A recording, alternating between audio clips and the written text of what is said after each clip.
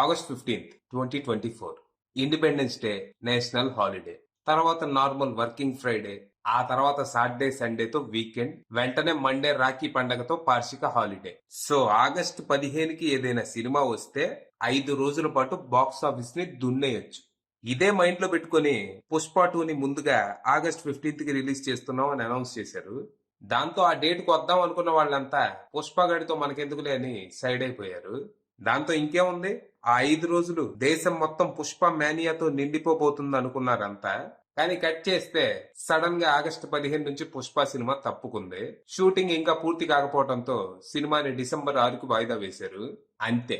ఎప్పుడైతే August 15 నుంచి పుష్ప 2 తప్పుకుందో వెంటనే దేశవ్యాప్తంగా అన్ని ఇండస్ట్రీల వాళ్ళు ఆ డేట్ కోసం యుద్ధానికి దిగారు. ముందుగా మన తెలుగు వరకు చూసుకుంటే డబుల్ స్మార్ట్, మిస్టర్ బచ్చన్, ఆయ్, 35 అంటూ ఓ 4 సినిమాలు రెడీ చేశారు.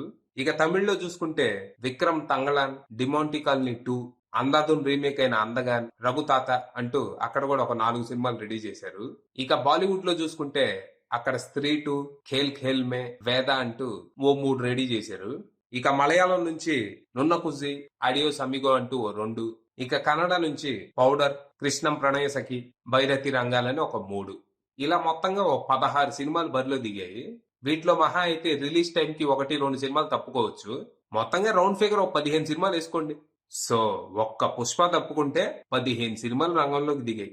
వీటిలో నాకు ఇంట్రెస్ట్ ఉన్న సినిమాలు ఒక 6: mister Bachchan, Thangalaan, double smart, స్త్రీ 2, ఖేల్ ఖేల్ మే, వేద.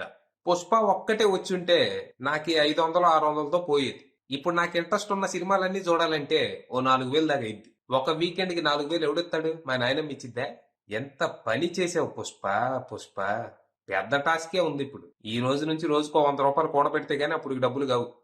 మరి ఇంకేంటి, 15 ఆగస్టు వీకెండ్ కి మీ ప్లాన్ ఏంటి? ఎన్ని సినిమాలకి వెళ్దాం అనుకుంటున్నారు? అసలు థియేటర్కి వెళ్లే ఉద్దేశం ఉందా, లేకపోతే అన్ని సినిమాలు ఓటీటీకి వచ్చేదాకా ఆగుతారా ఏంటి? నాకు తెలియాలి, తెలిసి తీరాలి. అది విషయం.